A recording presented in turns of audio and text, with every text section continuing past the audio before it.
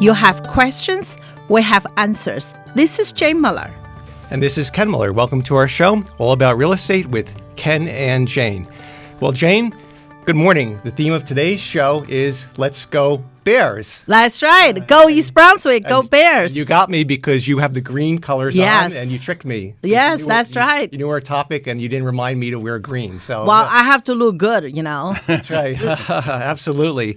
Well, we know that that real estate and the quality of schools go hand in hand, right? And our show is about real estate, and there's nothing more important other than the safety than the education is paramount to why parents with children choose a particular town to live in, and East Brunswick is no exception. So we're pleased to have with us as our special guest today, Dr. Victor Valeski, the Superintendent of the East Brunswick Public Schools. Dr. Valeski, thank you for coming on our show. Thank you so much for having me. It's great to be here. That's awesome, right?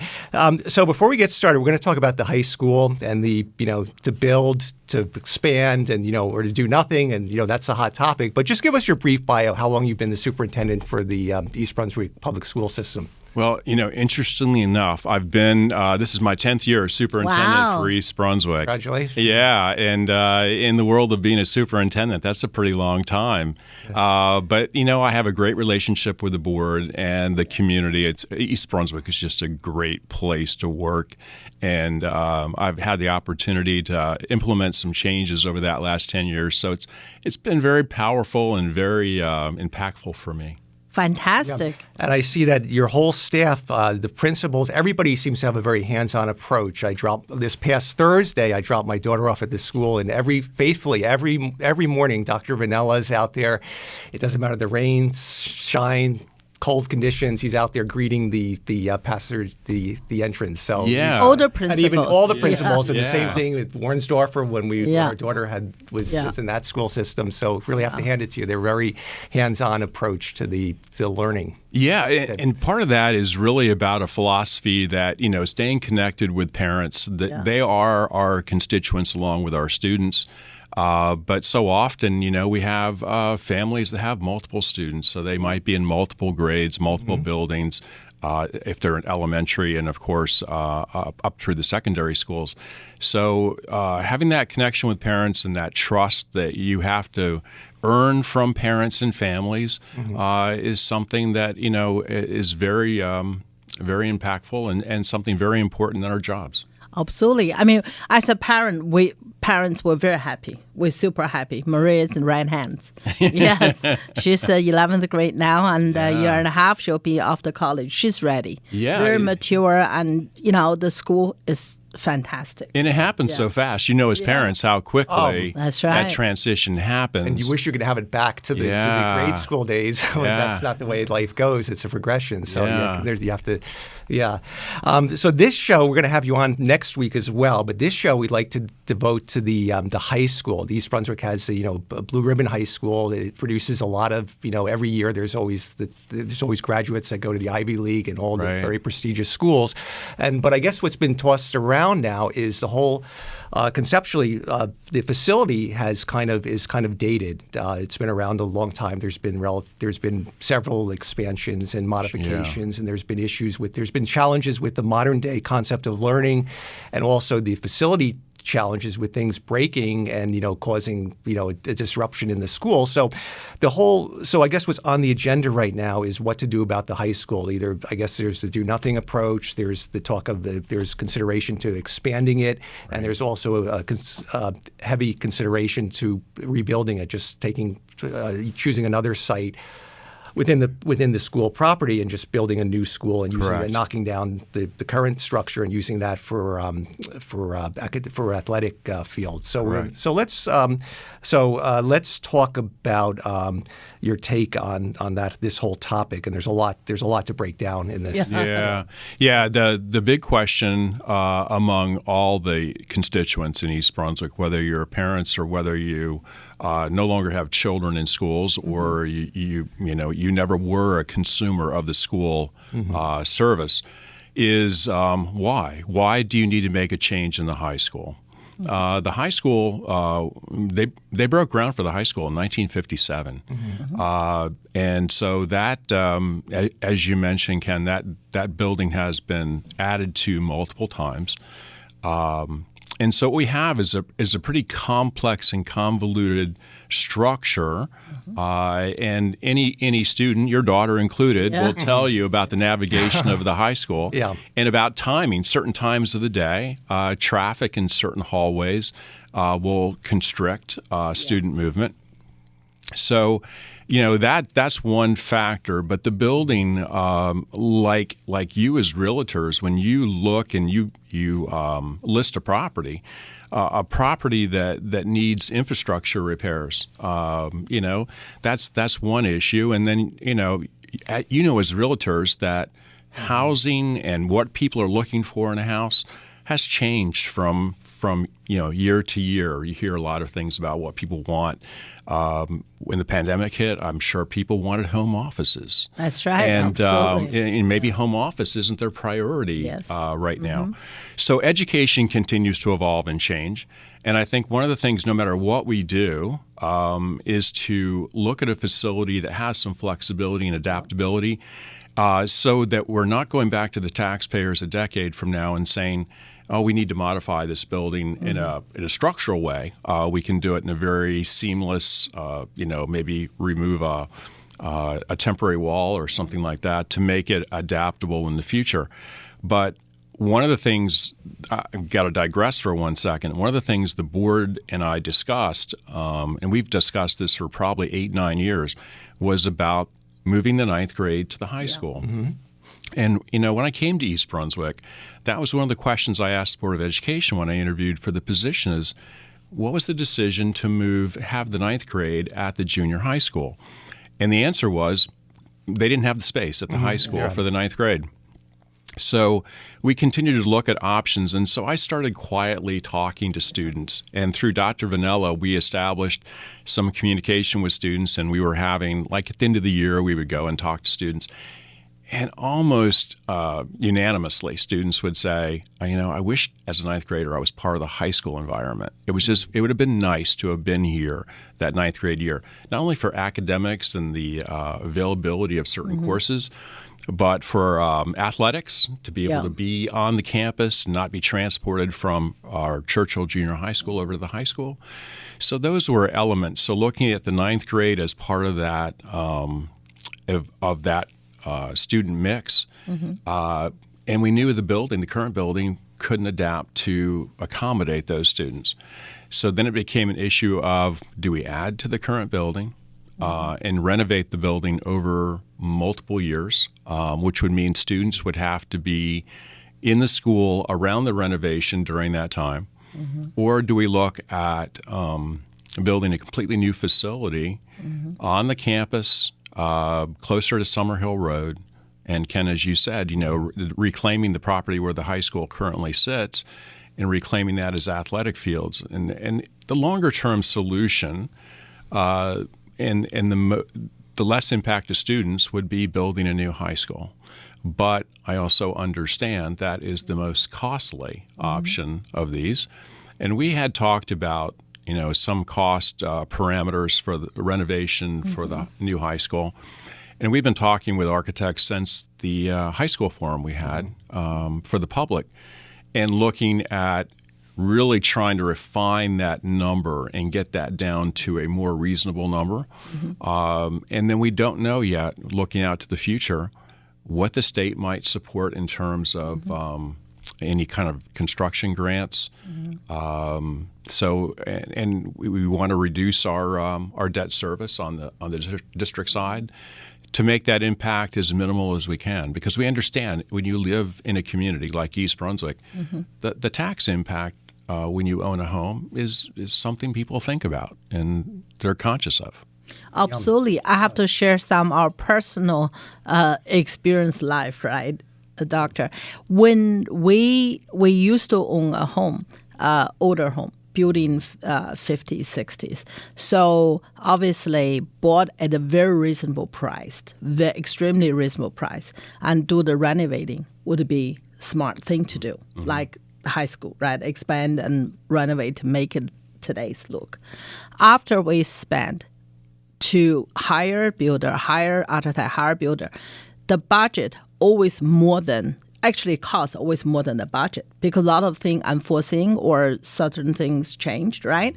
We blow the budget. That's number one problem.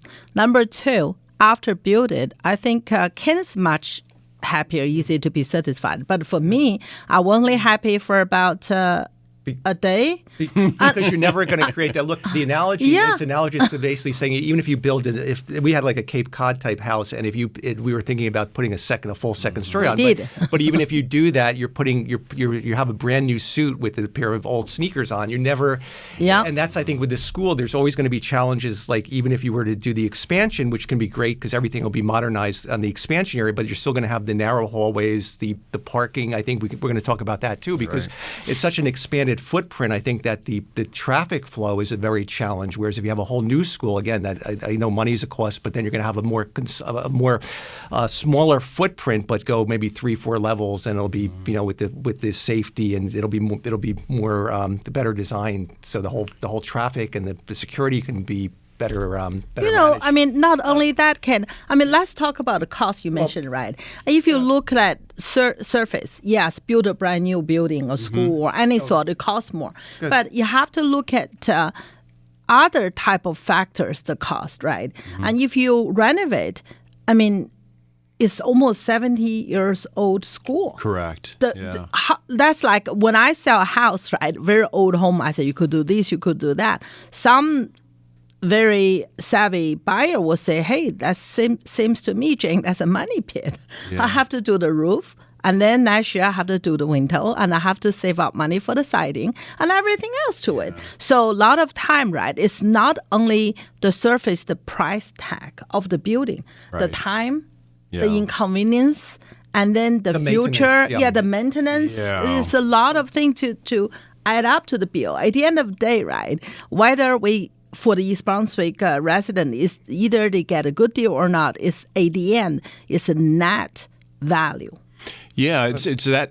I guess it's that's a question that everybody would have to answer at the polls. Is what's that investment worth to me? Yes. Because it is an investment, and it's an investment that, as I've told the board and as I've told the community, is probably a 50-year investment. Yeah. That if we do this right, this building could serve the community very well for 50 years before it would have to be renovated or modified. And Ken, as you alluded, the footprint. If we add to the existing building, we're going to expand the footprint of the existing school. And one of the things we learned, having a child at the high school, we had to shut down the high school earlier this year for in-person instruction because we had a water main leak under the building. We discovered that water main leak was right under a hallway corridor. We had to dig that out. We had to go down about 8 feet and make that repair. But as a result of that work, what we did is we actually did we hired a firm to do some ground penetrating radar, and we wanted to see what else is under the building. And we discovered a lot of infrastructure under the floors of the building, under concrete floors, that if any of that breaks, we're going to have to pull up that floor. So part of the renovation cost of the high school now would be taking up all the flooring in between the corridors, making sure that all of that infrastructure was either rerouted or was inspected. But then you have that potential again when you pour concrete over something. And if it breaks, you're going to be modifying the building once again, and that caused a disruption into the in-person learning, which we experienced, I think, last in the fall. Yeah, we went one full week and 2 days of the week before. So, the students and staff navigated it very well, but that is a factor to consider when you're talking about trying to hang on to an older building. Yeah. And the footprint itself. If we go smaller footprint, 4 stories high, our ability and opportunity to make the building much more energy efficient will lead to long-term cost savings on the life of the building. Yes, and also utility cost and plus the green material. We're going to continue this. We're just going to have to take a short break, and we'll be right back after these messages. Okay, welcome back. So let's continue our discussion on the East Brunswick High School and what to do, and the different options with the renovation versus total rebuild. So we covered some of the logistics, also the auditorium. There's other advantages to having a new school, because right now, I don't think you can't contain the whole student body in any one auditorium there, right? No. And if you and to anybody listening in your audience, if they have an opportunity to go to a student performance at East Brunswick High School, you will see on some occasions, student performers are sitting in the first 2 or 3 rows of the auditorium, because there's not enough room on stage, so they have to stagger people moving up on the stage. Our Hammersholt Upper Elementary School, that stage is much bigger than the high school stage. And a new performing arts center for the high school, I think is kind of one of those must-haves. And one of the other things that maybe some of your listeners may not know is the Performing Arts Center at Hammersholt Upper Elementary School, named after Joanne Magistro. That is rented and utilized every single weekend. So it's a revenue generator for the district. And any new facility would be the same. We already have people on the books who want to use our facilities, that if we had another facility, we would be able to fill that 100%, without a doubt. I can't wait, because our daughter in regional, every year we'll have to drive to here and there for the performance. I can't wait for the future parents, and she'll be long gone, but for the future parents can do it in East Brunswick High School. Yeah. That would be great, for the regionals, Yeah. We could be an attraction for, and we're so centrally located. We are the center of the state. We are. As cleared legal. Easy access off the turnpike, exit 9. Makes it very convenient for a lot of people. Yeah, absolutely. That's definitely on my wish list. One of them, the top ones. Yeah. The music. Yes, absolutely. And also then there's been feedback not only from your staff and the architects, but also you indicated that there's been student feedback and and also from the teachers about that. So maybe talk a little bit about the fact that the current classroom facilities are outdated. They're not up to the modern methods of learning in terms of the seating and the lighting and just the whole orientation of the teacher and student relationship. Yeah, and one of the things and I think we can all relate that when we went to school, the way instruction was delivered was a little bit different. You sat in your seat and the teacher lectured, and you sat in neat little rows, or you may cluster in a group from time to time. But the collaborative learning that goes on at the high school is really impactful. And now that we've moved to block scheduling, where students have that extended time together in a class, there'll be a period of time that the teacher will actually deliver instruction. Then students will work together, work independently. And having a classroom environment where you can, where the furniture actually adapts to that, and you can move from an instructional modality to some kind of collaborative modality, is very, very powerful to be able to do that seamlessly.